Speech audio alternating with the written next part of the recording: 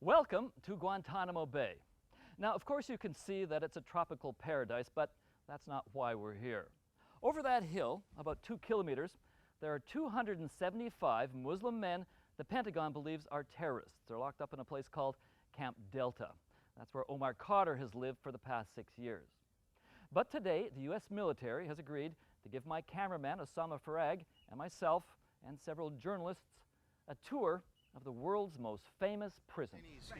The high-value detainees are kept in Camp 7. Our tour guide is Lieutenant Colonel Ed Bush. There is no punishment at Guantanamo, which is why we will constantly correct you on they're not prisoners and this isn't a prison. Colonel Bush's assurances notwithstanding, it sure looks like a prison. Camp Delta consists of 4 separate facilities. This is Camp 4. It's where the most cooperative prisoners get to live. Omar Khadr is here, but today he's nowhere in sight. Many of these prisoners have been locked up in Guantanamo for the past 5 years. The Pentagon has only now begun laying charges. Human rights groups decry the lack of due process. And an incident when a guard is alleged to have flushed a Koran down the toilet has stained Guantanamo's reputation even further. But what our military tour guides hope to show us is how much things have improved. Because they prefer to do their own laundry. We offer them a laundry service. They like to do their own laundry. This is communal living. The highest amount of privileges, the highest incentives, the largest amount of movement.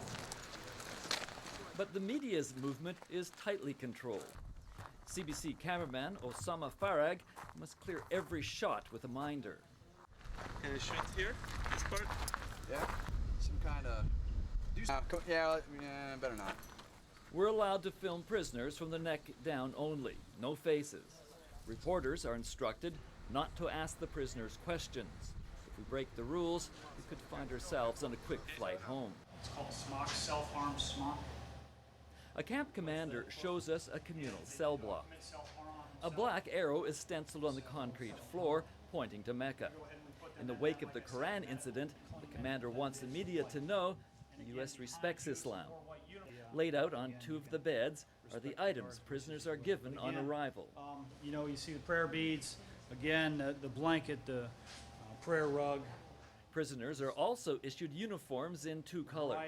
White for everyday use, tan for recreation.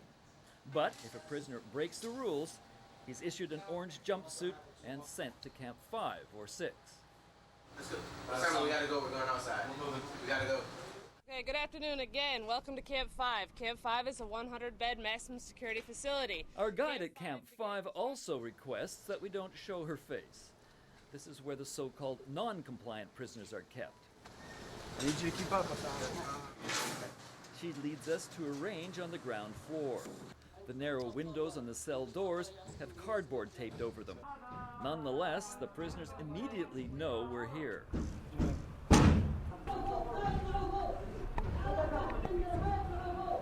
The prisoners are demanding a telephone. We gotta go. Colonel Bush hustles us out. I want a peace between the detainees and the guards. And if we need to cancel our trip altogether in order to keep that harmony as best we can in the camp, we'll absolutely do that. That's a bit unique. I know Mike and Carol and Jane, that's the first time that I've heard them that upset. It's not uncommon to hear chanting or crosstalk, but obviously we were creating some, we're making some of the detainees upset. So we're gonna get the heck out of there and allow them to open their windows back up and kind of keep the peace. If you look over here to the left... But our Camp 5 tour guide restarts the tour. She shows us an interrogation room, only she doesn't call it an interrogation room. In the vocabulary of the new Guantanamo, it's a reservation room. There's a table in there. They bring food and drink into them during the reservations. It also has a refrigerator, a TV, DVD, VCR combination, and a coffee machine for them to use during the reservation itself. Why it's called a reservation instead of interrogation? We call all their appointments reservations. There's no reason. It's just we don't tell the guards exactly what they're doing. We say this detainee has a reservation. As the explanation continues, Osama spots a soldier counting out sheets of toilet paper.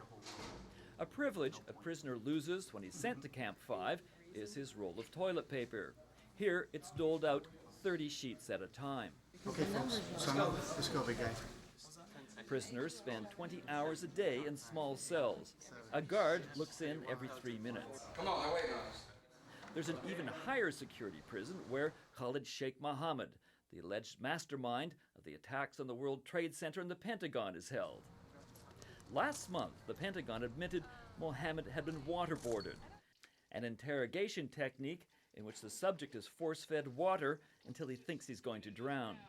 Human rights groups say it's torture. But the message from Colonel Bush is things have changed. Prison is about punishment and rehabilitation. We do neither one here. We are about detaining you, removing you from the battlefield, and then keeping you off the battlefield in as safe and humane way as we possibly can. Colonel Ed Bush's previous assignment was handling press briefings for Washington's bungled relief effort after Hurricane Katrina. His job here is to explain a prison where there are no prisoners, where interrogations are reservations, and where the suicides of 3 prisoners are called asymmetric warfare. Doing damage control at Guantanamo can be a struggle. For The National, I'm Bill Gillespie at Guantanamo Bay.